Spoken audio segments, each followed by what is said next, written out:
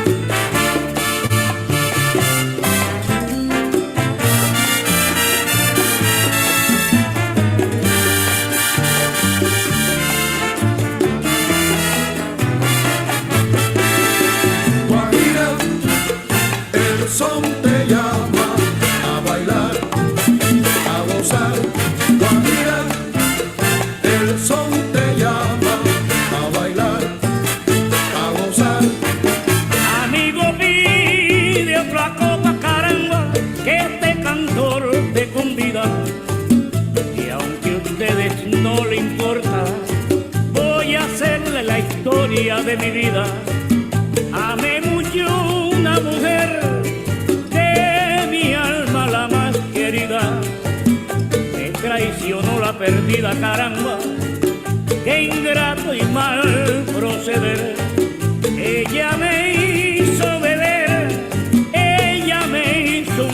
perdido.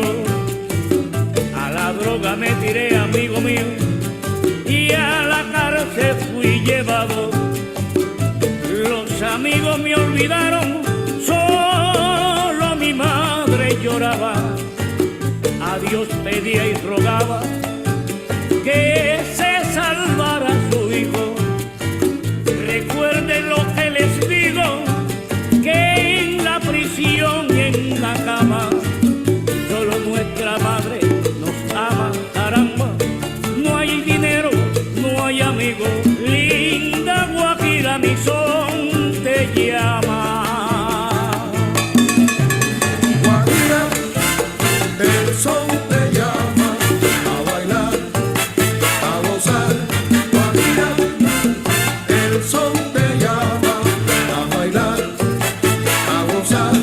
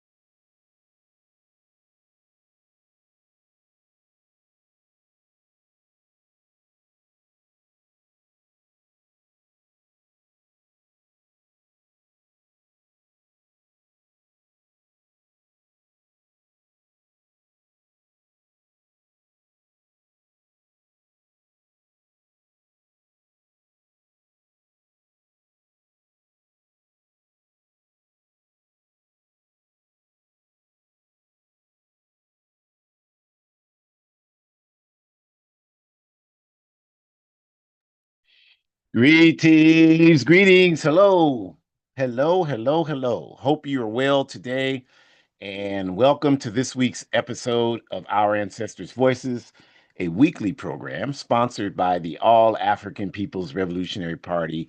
Same time, same platforms every week at this time. So, welcome today for this very important topic. Every topic we do is very important, but this one today, we're going to be talking about the unknown contributions of European white accomplice Marilyn Buck. And this one is important topic because we have a lot of very important people who have contributed to. Give me just a second. Hold on just a second.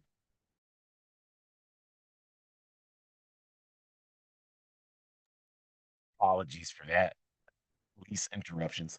Anyway, we have a lot of people who have contributed to our struggle. A lot of them are not African, and most people know the name Assata Shakur, but if it were not for the contributions of brave and courageous people like Sekou Odinga and Mutulu Shakur and multiple white accomplices, Sarah Balanini and Marilyn Buck, you probably wouldn't know who Assata Shakur is today. So we owe a debt. So we're happy to be able to share this particular comrade's contributions. She's a woman who myself and Shakur knew personally. We visited her in prison multiple times, several times, and had a really strong relationship with her. So always honored to talk about Auntie Marilyn Buck. And that's what we'll be doing today. And we give honor to the indigenous people of the Western Hemisphere, of course, whose lands these belong to. We give honor to our African ancestors. Um, Feeling some fatigue today, had a full day yesterday, like 8 or 9 hours of work that was designed to. There are a number of young people who are engaged in protest activities, organizing activities, and experience being attacked by adults. I mean, this is despicable behavior, but this is the society we live in. Racist and homophobic adults who wanted to attack them because they didn't agree with the message the youth were articulating. So the youth want to be better prepared. So they reached out and started working with them, and we'll continue to do that. But it's a lot of work. It's that's how my weekends are spent, and I wouldn't have it any other way because I slept so good last night, and I can sleep so well because I know that at least to the extent of my psychological and physical capabilities, I'm doing the best I can on a consistent basis to challenge this beast. And I encourage you to try it because it'll help you feel the same way. So we're glad that you're here, and we'll start as we always do, just by brief introductions of who we are and what we're doing here. Our Ancestors' Voices is sponsored by the All African People's Revolutionary Party. As I said, AAPRP, and the APRP is a revolutionary, independent, mass, Pan-African political party with its base in Africa. Africa is on fire, you all. I mean, we have to say that over and over again because if you live, especially in this cesspool, there's nothing ever talked about regarding Africa. So, that saying out of sight, out of mind, you don't think about it. And as a result, you erroneously believe that nothing is really happening there. But the reason why they don't talk about it is because everything is happening there. So we are engaged in this fight to achieve Pan-Africanism, which is our objective. The definition of Pan-Africanism for us being one unified socialist Africa, which we believe is the solution we are striving for. And our work to achieve Pan-Africanism, it's outlined in Kwame Nkrumah's Handbook of Revolutionary Warfare, which is a book that you have to read collectively with other AAPRP folks when you are a member of the AAPRP. And we encourage everyone inside and outside our organization to read this book, especially if you want to understand what Pan-African work is doing, what it's designed to do, what its objective is, how it is implemented, all of those things. And we take the work that we do today straight out of that book. And our Ancestors' Voices is hosted each week by myself, Ajamu, and my biological, ideological offspring, Dr. Shakur Umi. So to get us started talking about our wonderful ancestor, comrade Marilyn Buck, I'll turn it over to Shakura. Thank you. Appreciate you. Yes, yes. Greetings, everyone. I'm so excited to talk about Auntie Marilyn. Really, really thankful that this was a priority for my parents to introduce me to her at such a young age. Because I think when we are limited with the information we have, not only does that impact our growth as adults, but it also impacts our growth in terms of how we can expose our children. Just like you heard me say with my Cuban report backs, this is why it's important for us to have more conversations about learning and researching what socialism truly is and how it actually goes against a lot of the propaganda, all of it actually. The actual idea of it goes against a lot of the propaganda that exists. Well, I would say it's the same argument for Africans who are comfortable saying that, Europeans have never done anything for them. I was at an event yesterday for the party, and the African comrade, she meant well, but she was not in an organization that was working for justice. And even though she had done her own individual work researching about Palestine, we did have a comrade there. Shout out to the Arab Resource Organizing Center for supporting us yesterday at our event. But we did have a comrade there representing AROC, Arab Resource Organizing Center. And the African comrade said, after the comrade spoke from Palestine, the African comrade said, we need to do more because, people in Palestine don't care about Black people in Oakland. And I was like, how can you say something like that and have no evidence to support what you're saying? Like, how can you say that with confidence and with security and with like stability? How can you say that? Especially if we're inviting her to speak at our event. That should tell you something right there. But it didn't. It didn't click for this person. So my comrade from Palestine was like, oh, and and I was like, it's okay. It's okay. You can answer that how you want to. I said, but I would just like to respond, as a member of this organization and tell you that Their struggle is our struggle. This is why they're here. And I would argue it's the same for Africans saying that Europeans haven't done anything. Obviously, we know that that is not true.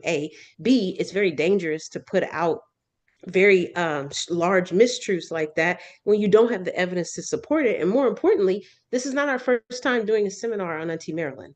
So in addition to us thinking about other Europeans who have sacrificed and put their lives on the line, there have been countless examples of that. And then when you don't go through the steps to actually honor those folks and to research them and to understand how they played a role, how they played a part, not only are you a danger to society, but you're a danger to your self-development.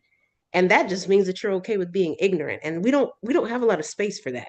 Personally speaking, like, we don't have a lot of space for that. We need people who are open and willing to grow. That's the only way this is going to work, because the bottom line is everything that you've been taught is a lie. Everything that you've been taught is a lie, except that right now, everything that you have been taught, especially if you were educated within the United States of America, it's been a lie. It has not been designed to be based on truth, humanity, or justice. So because you know that it is a lie, you need to assume responsibility that you now have some re-educating that you need to do for yourself and for your family and for your society, your neighborhood, or whoever else is impacted by your decisions based on the knowledge that you have access to. One of my favorite quotes by Kwame Nkrumah. He says the degree of a country's political education can best be measured by the education of its women. And in that regard, obviously, he was saying that women hold the key to impacting the family and more so societies and structure creations. But I would still make the argument he's also still saying that we have ownership to seek that political education that we are not getting. And so let's talk more about Auntie Marilyn. Again, as I said, for the second time, if not more, I think we've done at least 2 seminars on her, not including this one. But let's talk more about this, because it's important to have this conversation, and it's important to understand just how much she sacrificed so that we could even know who Assata Shakur was. Just how much Auntie Marilyn sacrificed. That is more important than you will ever know, for us to talk about her right now and honor her and to thank her for what she did, not only for Assata's revolution, but also for the African revolution in general, in terms of it evolving and growing.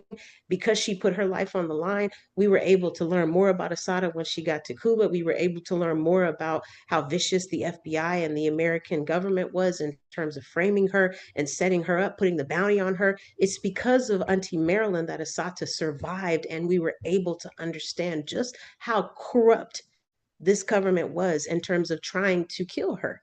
So we need to very much give honor to Auntie Marilyn. Our struggle for the African liberation is one, for us to understand that in order for us to achieve a Pan-Africanism, which we define as one unified socialist Africa, that is what we are fighting for as this organization that is hosting this seminar now. We want all of Africa to be one unified socialist Africa. That's what we want. And our struggle is focused around organizing African people worldwide. This is why we have an organization that is based out of Africa, but we also have chapters in the US that is considered one chapter in the Western Hemisphere. We have a chapter in Canada. We have chapters in Europe. This is what this is all about, you all. We are trying to do the work because, unfortunately, we understand that Africans are everywhere. So we need to organize Africans everywhere, and we need to be accessible so that Africans can organize with us everywhere. We have zero compromise around this principle, but that doesn't mean that we don't have people, even European people, who have always been willing to step up to support our struggle.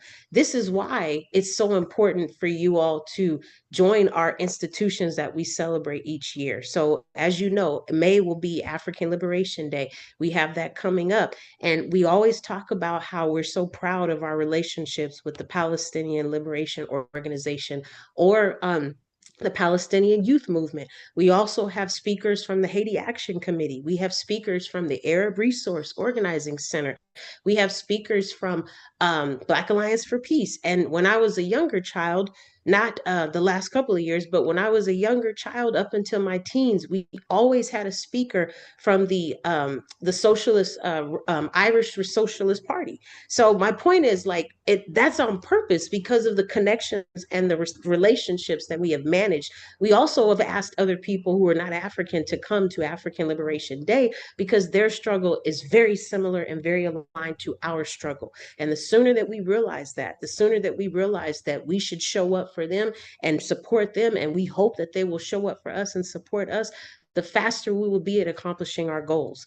We don't want people in Ireland to be oppressed and colonized by the British any more than they want us to be colonized and oppressed by the British or the French or the Portuguese, and so on and so forth. So this idea about having European people who have been willing to step up, that's not a new concept. And as I said, if you don't take the time to do the research, you are a danger to society. More dangerous than you being violent, you are dangerously ideologically misrepresenting the truth. And therefore, you are no different from the federal government. That is the fact. We need to research this stuff so we know what we're talking about. Even with the great sacrifice in themselves, you have Europeans that have allowed, in many ways, for our people to do the things that some of us weren't even willing to do. And it's because those Europeans sacrificed themselves. Marilyn Buck, Auntie Marilyn, was a European who met that description, very much so met that description. And I would just say, very much had a lot to lose and still chose to put her own personal comfort aside because she believed in a greater possibility of a greater world, and she wanted very much to contribute to making that happen. Next slide, please.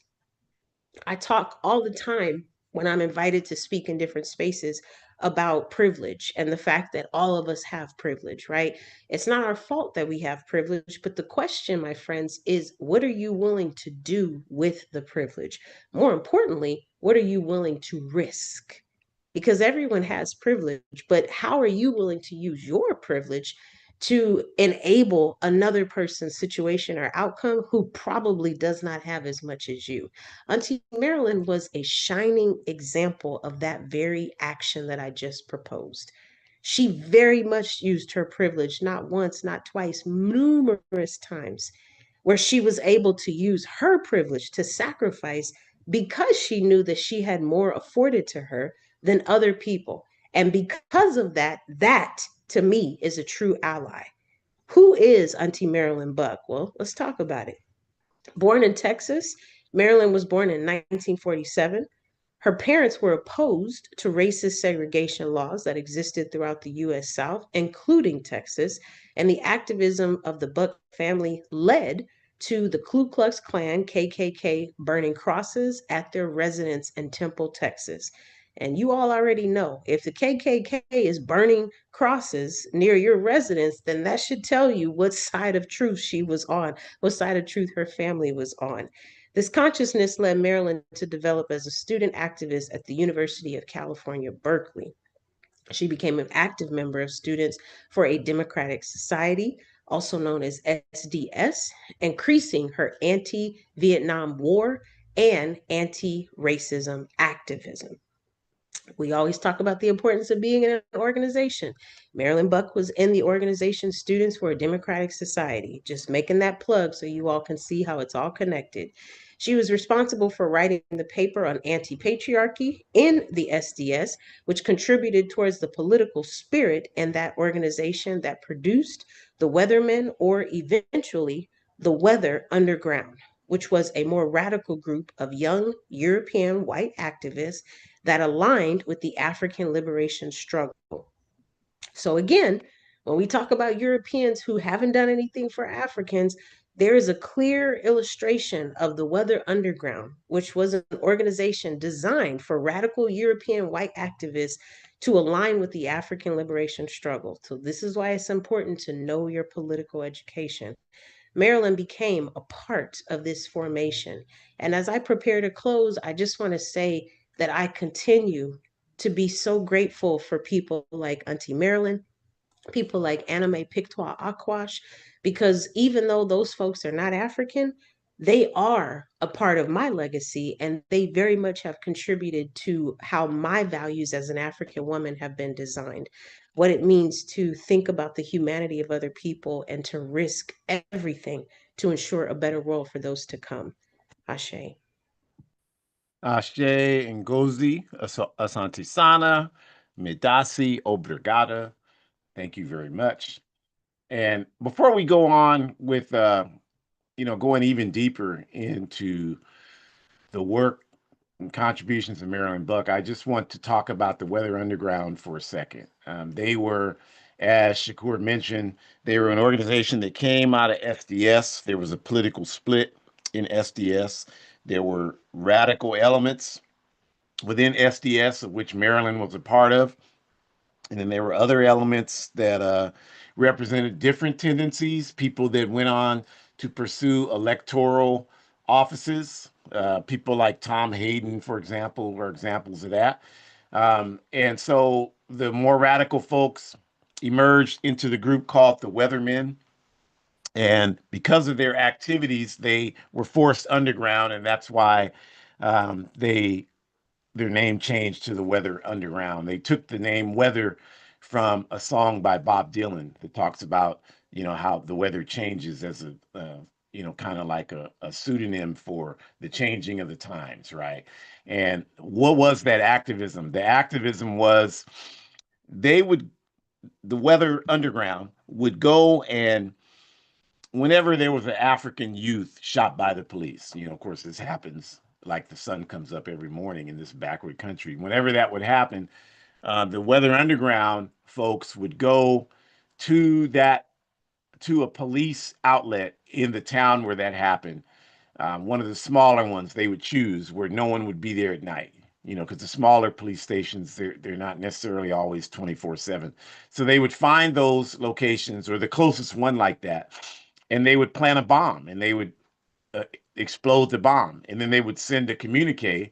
We didn't have internet in the 1960s and early 70s, so they would send a communique, which was basically a wire or a telegram, and in that they would explain that we blew up this police department because the police are agents of imperialism and they're killing, the African masses. And they would do that repeatedly. And it really was something that helped bring attention to police terrorism against African people.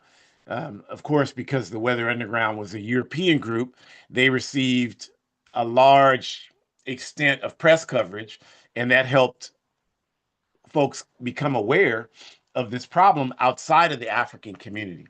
So Marilyn Buck, of course, was a critical part of the Weather Underground in those early days of the late 60s and the early 70s, 1969 into the early 70s, we'll say. And so let's talk about once we got into the 1970s, some of Maryland's specific political work. Right here in the picture on the screen, if you're looking at it, hopefully you are, it's a picture of Marilyn disguised, right? Because there's a reason why she had to wear disguises, and we'll talk about that shortly. So, we talked about the change in the name. Marilyn desired a higher level of participation in the struggle for African liberation. She saw that struggle as the pinnacle of how change would take place in this backward society. So she did quite a bit of work to make herself available to supporting the movements and struggles within the African community, the most radical struggles in the African community. And one of those was taking place with a group that was called the Black Liberation Army, or the BLA. Now, the BLA was uh, emerged out of the underground, and there's a lot of confusion. I've done quite a bit of research on it, and of course, talking to folks who were involved in that movement, people who spent a lot of time in prison, of course, because of their participation in the BLA as well as in the Black Panther Party. But the underground of that emerged into the BLA was in existence before uh, the counterintelligence program of the Federal Bureau of Investigation, the FBI, pushed the Black Panther Party underground. There was already an underground that was existing, right, before that, when the Black Panther Party was above ground doing the work they did with their social programs and all the things they were doing. They still had the underground because there were always people who were getting arrested, who were being set up by the state. And so they had to have a mechanism to ensure the safety of those folks.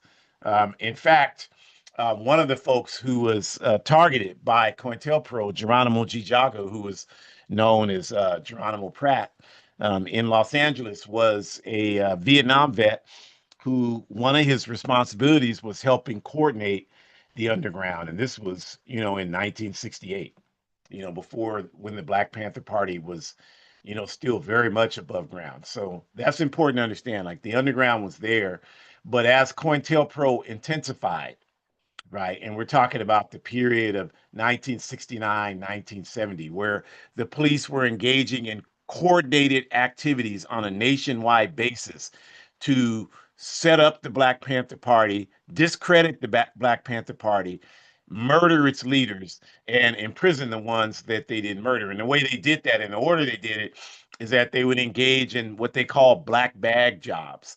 And those were occasions where they would break into the living quarters of Black Panther Party members and plant illegal evidence, and then come back and find the evidence with warrants and arrest the people and get people on these types of trumped up charges. They were able to do this to Bobby Seale around the murder of Alex Rackley in Connecticut and Erica Huggins behind the same situation.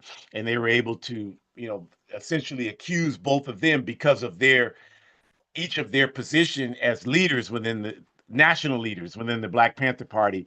They were able to, frame them and keep them tied up in court. Some of the people ended up going to prison, like Geronimo G. Jaga for 27 years, and a number of Black Panthers that happened to, but others may not have gotten long prison sentences. That didn't happen with Bobby Seale or Erica Huggins, but they were held up in court for so long that it drained the financial resources of the Black Panther Party, and it focused all of their attention on liberating these people. In fact, the one of the prime criticisms of the Black Panther Party that came from people who were involved in the organization and ended up leaving it, people like Kwame Ture, for example, was that the Panthers fell into this trap I just described. When Huey Newton was arrested for the shootout where the cop in Oakland, John Frey, was killed. Of course, Huey was in jail for almost 4 years there, and the Black Panther Party's primary program for much of that period, you could argue that it was the social programs, but certainly right up there with that was the Free Huey campaign. That was one of the main slogans the Panthers had, Free Huey. And they had organizations that were specifically designed not to build revolutionary work, but to get Huey out of prison. Like they had an organization in the Bay Area called Honkies for Huey that was European people, that was actually led by this guy, Bob Avakian, who went on to become the leader of the Revolutionary Communist Party, RCP. So a lot of resources were tied up in, these folks tied up in the judicial system in capitalist America. And, this again was one of the criticisms that was waged against the Black Panther Party. But there were this selection of folks who were underground, who were calling themselves the Black Liberation Army. And they decided to engage in activities that were designed to attack the state and acquire resources for revolutionary work. Now, one of the things that the BLA wanted to do, if you study their literature, is they wanted to inspire the African masses to become revolutionary in their consciousness. But it's very difficult to do that when you're underground, because you can't engage with people on a day-to-day basis. You're running from law enforcement agencies. You can't do that. So it becomes very difficult. A revolutionary party that's serious has to be a propaganda party, meaning that its initial and primary responsibility is to consistently provide propaganda and education to the people that raises the revolutionary consciousness. And you can't do that underground. So that was one of the shortcomings. But the BLA had this program, and they were engaged in what they call appropriation activities. And what these activities were is they would rob banks. They would rob armored car vehicles, and they would use the funds to finance a lot of the organizing work that was happening within the inner cities in this country. and that's well documented. A lot of the work, for example, the work Mutulu Shakur was a practitioner of acupuncture, and there were clinics that were open. And where do you think a lot of that money came from? This is not anything to be ashamed of. This is a good thing. All of these goddamn banks started from seed money that was supplied by the enslavement of our African ancestors.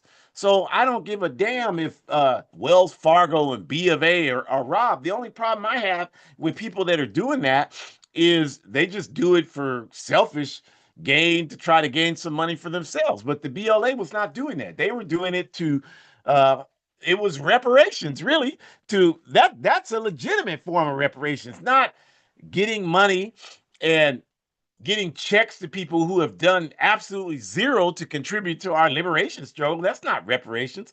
What they did was closer to the real reparations has to center Africa. It's not centering, because that's where the problem started. So if it's not centering Africa, it's not really a serious discussion we're having about reparations. If we're just talking about giving any random person that hasn't done a goddamn thing to liberate our people a check, that's not a serious discussion. But the BLA was at least a much higher level than that, because they were using the money they were obtaining from these appropriation exercises to contribute to the struggle to uplift the African community. And so that's admirable. We don't give a damn if you don't think it's admirable. We think it's very admirable, and we respect them for that. But we don't have the same morality and the same standards, because the same people who would call the BLA thugs and criminals are the same people that support the U.S. government, which is the biggest thug and criminal in human history. So, the U.S. military, which is the biggest terrorist organization in world history. So, not U.S. history, world history. So you don't have any credibility. We're not listening to you if you believe that. You expose yourself as just an unserious person, an ignorant person, a dumbass, a person who says and does whatever they do just so they can feel better about what their miserable life has produced, which is nothing.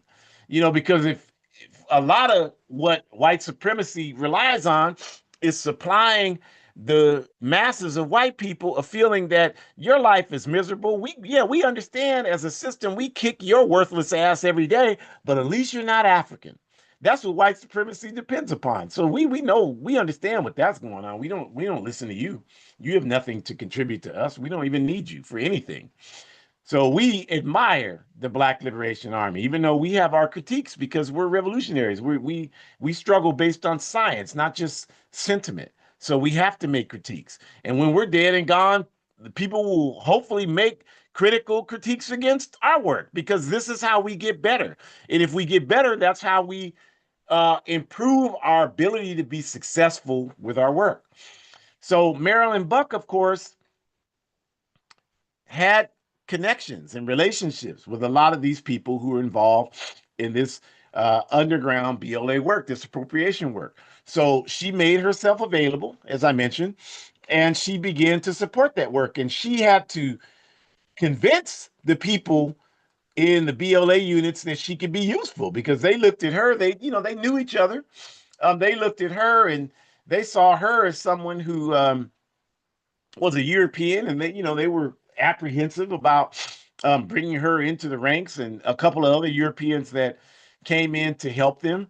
And plus, Marilyn was arrested in 1973 behind some appropriation work supporting the BLA, and she walked away from prison in the early mid 80s. And so there was hesitation about that, because she was, of course, hunted and searched for. But she was able to convince respected people like Sekou Odinga, very much deserves that respect. An honorable warrior, fearless warrior, very much deserves that respect. She was able to convince comrade brother Sekou Touré, and Sekou Odinga, ancestor Sekou Odinga, that it could be beneficial to have people like her, because the system would never be looking for a young white woman when they were searching for African revolutionaries. And based on her consistency, they eventually began to permit her to start working with them. And she was involved in several of their appropriation exercises. Now, one of the most unfortunate exercises in that realm was the Brinks truck robbery in 1981. And you can Google that. All you got to do is Google the Brinks truck robbery. It was all over the national news when it happened in 1981.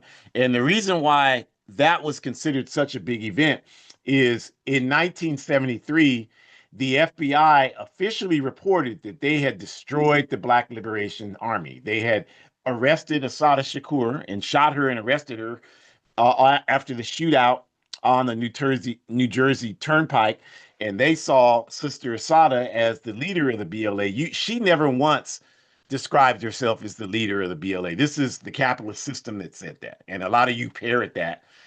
She didn't say that. She never once said that. I spent 5 days with her when I was in Cuba in 1994. She didn't talk like that at all. So you shouldn't talk like that, because the only place I've ever heard that was from the capitalist system. But they said that, and so they arrested her. They had her a few days after that shootout. They got Brother Sundiata Acoli, who was Clark Squires then, and so they had them. They had raided several locations where BLA members were, primarily in the New York City area. And after they viciously and brutally machine gunned 21-year-old Twyman Myers down on the Brooklyn street in 1973, they announced that they had effectively destroyed the Black Liberation Army. So imagine their shock in 1981, 8 years later, after they said the BLA was no more.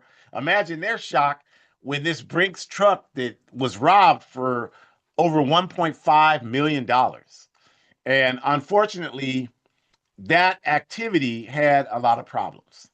And the problems that were around the organization or disorganization of that activity led to a lot of our liberation fighters being identified, incarcerated, and basically spending the rest of their lives in prison. And what happened is that a lot of the people, some of the people who were recruited to work on that Brinks robbery were not people who were stable-minded people. There was one man by the name of Samuel Brown, and there were a lot of questions about his stability. And if you watch a lot of these crime movies, like there's a great crime movie called Heat from 1995, Robert De Niro, Al Pacino, McKelty Williamson, Val Kilmer, Michael Sizemore. Very, very good movie. I love that movie. But in that movie, they had Danny Trejo was in it, and there was one of the instances where I think it was Danny Trejo was not able to participate with them, so they pulled in this other redneck dude, and one of the guards for the armored truck twitched, and he shot him and killed him. And it was an extreme breach of discipline, because the crime crew that Robert De Niro led, they were highly disciplined. And so that's pretty much what happened with the Brinks robbery in 1981 in real life. Like, this Samuel Brown person and one other person engaged in what was reported as cowboy activities by people who were involved. And as a result, I can't remember if it was 2 police and 1 security guard for the truck, or one cop and 2 security guards, but 3 people were killed in that shootout, and a lot of evidence was left behind, and a lot of people were involved in that. And the thing about that, I mentioned Sekou Odinga was a very disciplined soldier, and when these people talked about the plan, and he had been involved in appropriations work, but when these people talked about the plan for this Brinks truck in 1981, he was dead set against the idea and didn't want to do it, and dismissed himself from participating with that.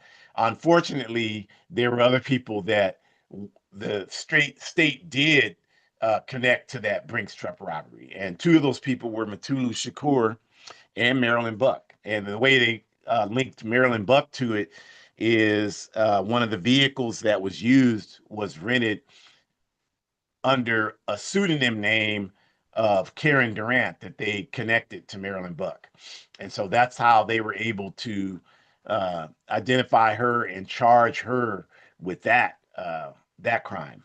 Okay, so let's talk about, again, in 1973. I mentioned this. Maryland received a 10-year sentence for possessing guns that were linked to these BLA appropriations actions. They what they do, they go back and search, they recover a gun, they go back and search where it was purchased, and they can find out who actually purchased it. And that in and of itself makes you what they call a person of interest. And then they find other circumstantial evidence and go through whatever these capitalist Gestapos do, and then they eventually get enough of this information together so that they could get a warrant and come after you. And so that's what happened. And so Marilyn received this 10-year sentence. um, and in regards to the Brinks truck robbery, after she escaped prison after that initial sentence, the Brinks robbery happened, and she was charged along with Sekou Odinga. They, charged him because of his relationship to him, Mutulu Shakur and others, with robbery, accomplice to murder, and racketeering in relation to the Brinks robbery. And that's what happened. But while that was happening, um, Marilyn was able to.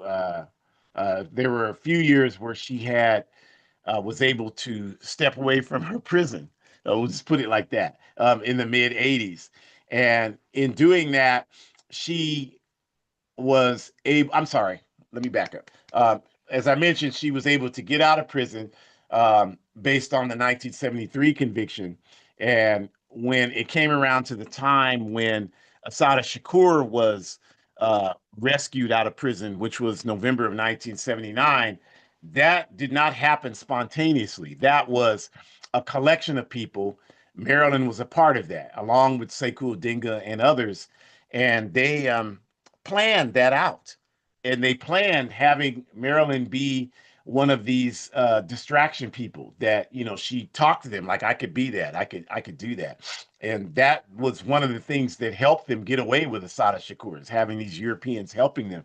But they actually, as we've talked about in the other workshops we've done around the Black Liberation Army, I know we did one on Sekou Odinga as well, we talked about his meticulous planning and how they started planning almost up to a year before November 2nd, 1979. He literally drove a van into the prison, um, pretending to go there as a delivery person, and then another time pretending to go there to visit someone, just to be able to determine what they would have access to, what the escape routes were, how much people were paying attention when they drove the van, and all these things. They meticulously planned this. That's why they were successful with getting Assata out of prison. They didn't just break into prison and say, hey, does somebody know Assata Shakur? Tell her we're out here and we're ready to take her out of this prison. She knew. They communicated with her. They had code language.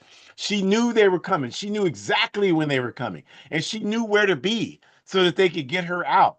This is why we talk about organization so often, because a lot of folks are not engaged in organization. You don't participate in organization. You don't respect organization. You think everything just happens because people have an idea and they carry it out. So you think Assata got rescued from prison because she was just sitting there and something happened spontaneously, and she was just able to walk out while there was clouds or dust or something. I don't know what you think, but this didn't happen that way. It happened through intense, consistent organization. And I can tell you that comrade ancestor brother Sekou Odinga would have not had it any other way. And when I went to visit Marilyn Buck all the time, we talked about that endlessly.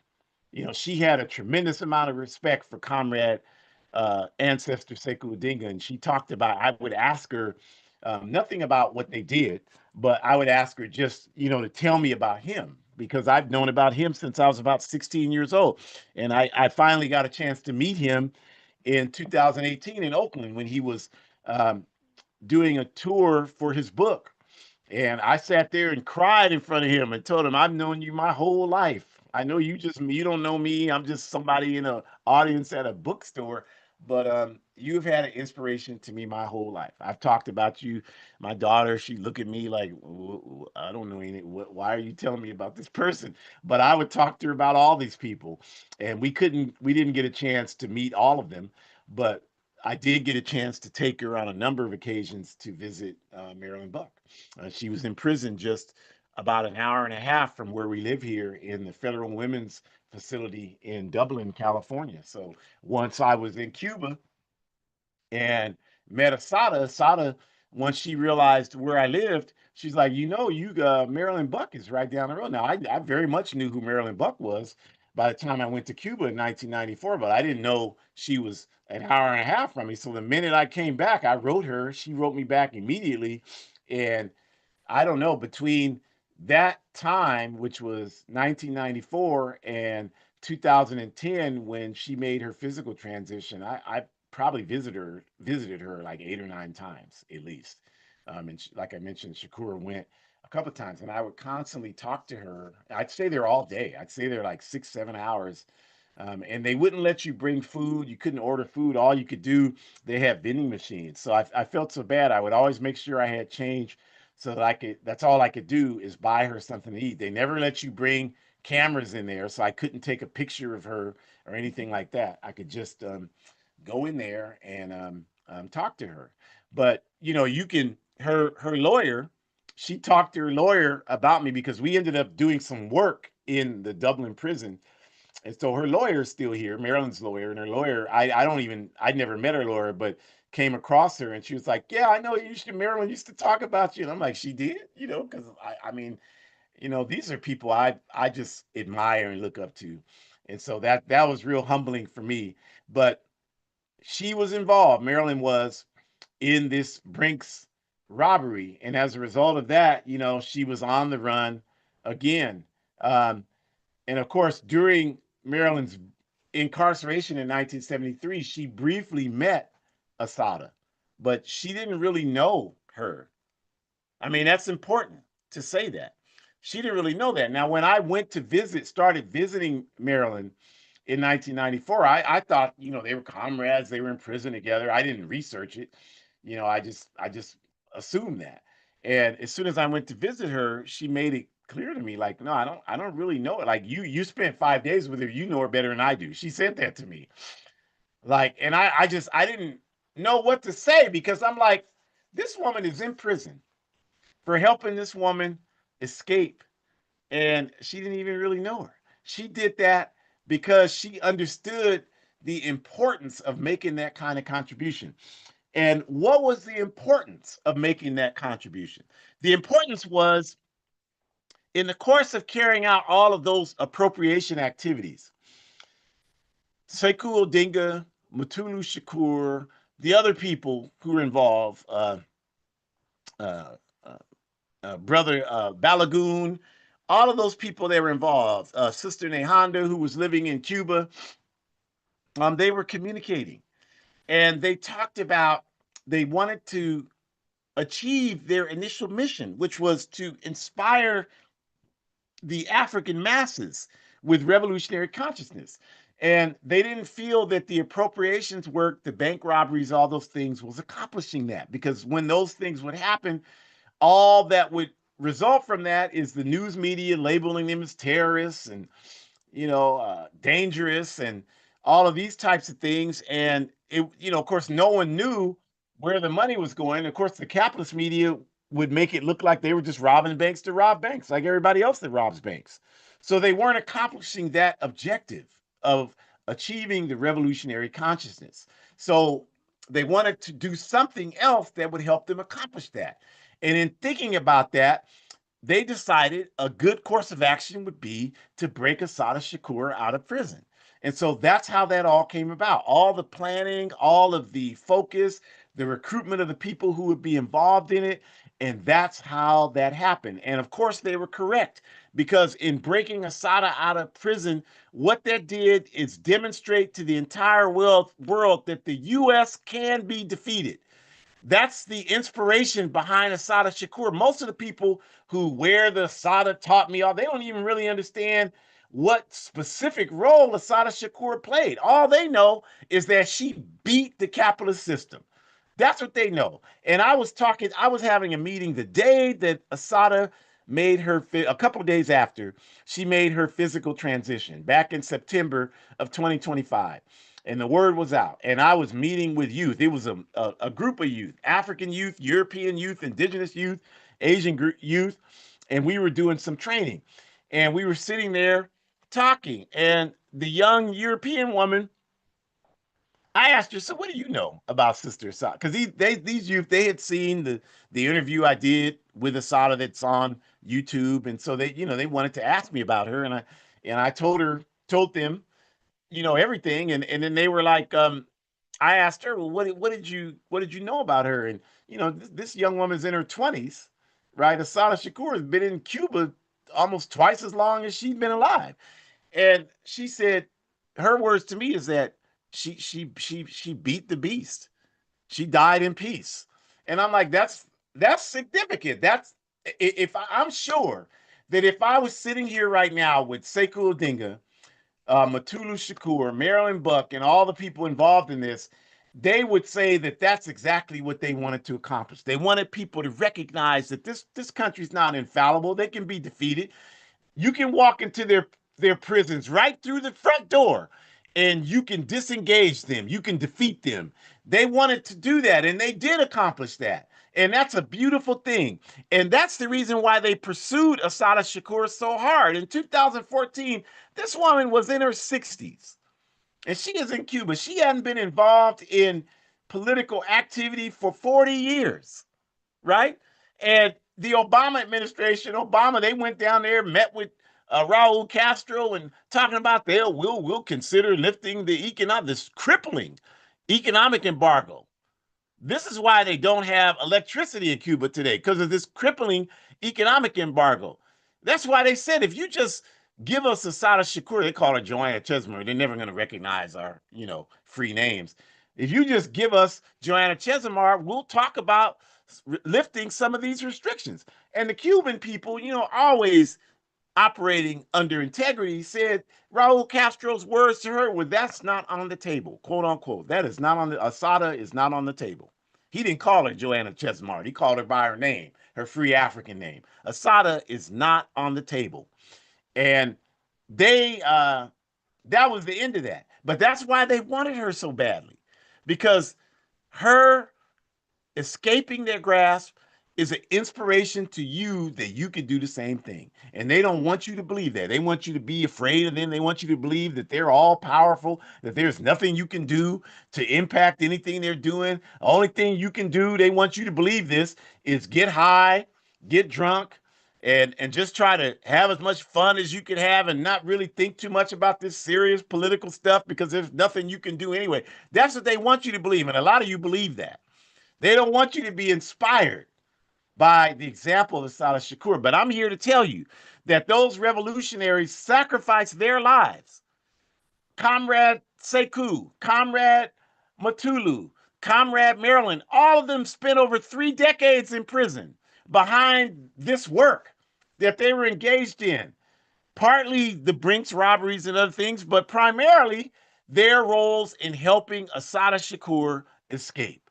That's a fact. They had formed a group called the May 19th Communist Organization, which was former Weather Underground people like Marilyn, Black Liberation Army people, and those are the folks who plotted to get Assata out of prison.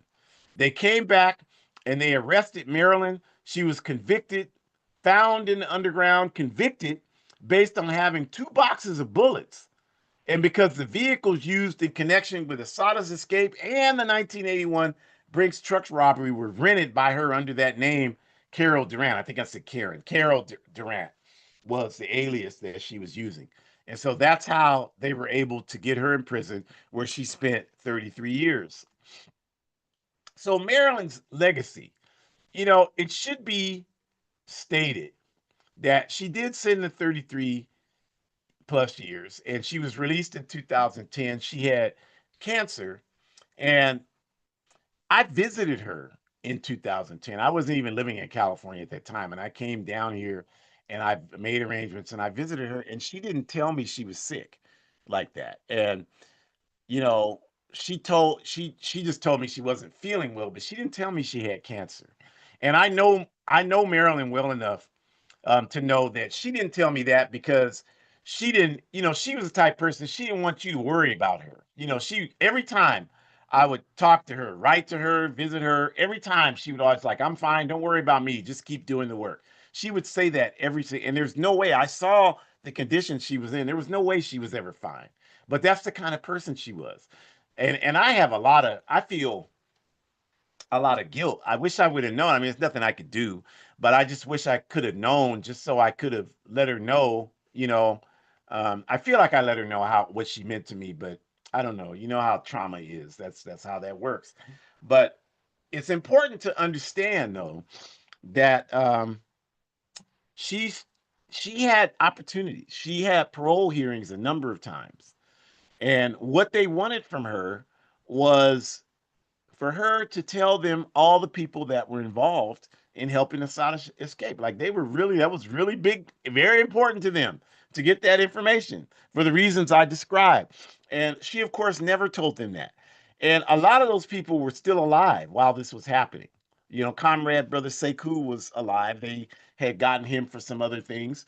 Brother Balagoon was alive at that time. And so it wasn't something that anybody who was seriously committed to the struggle like Marilyn was going to ever say to them. So she sacrificed herself, right? And this is the ultimate example of selflessness, right? And we're not even asking anybody today to do what Marilyn. You don't have the character to do what Marilyn did. We're not asking you to do that. We're just asking you to do something on a consistent basis to honor that legacy, because her impact in dedicating her life and sacrificing for our struggle is still largely unknown by our people and even Europeans. There's a recently released book that is designed to throw shade at the African liberation movement. And I'm going to name it I have to get it. Hold on. I'll get it.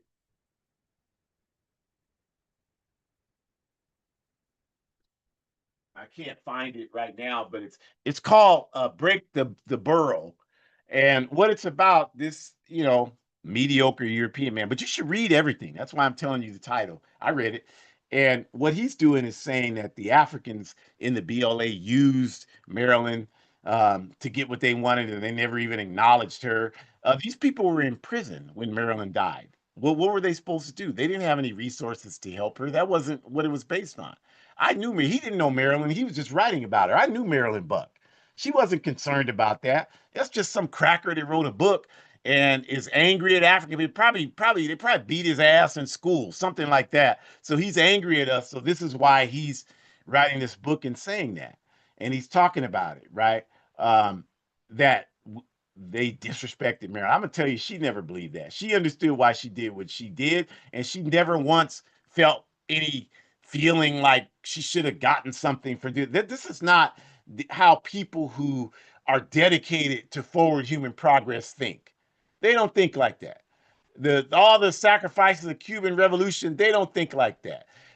Me spending all my weekend doing political work, exhausted, have to go to slavery again tomorrow. I don't think like that. I'm honored to be able to make a contribution. The only people that think like that are people that aren't going to do anything anyway. So we thank you for joining us. We invite you back next week, same time, same platforms. A necessary recognition to International Women's Day month. Shakur is going to be primarily giving you a wonderful presentation. So please don't say, well, it's about women, I don't have to go. No, that should mean that you more so prioritize going. That's what that should mean. So come on out, the red and white blue QR code, scan that at the upper left and see all the APRP programs. Order something from the Forward Ever shop, Revolutionary Clothing, do that.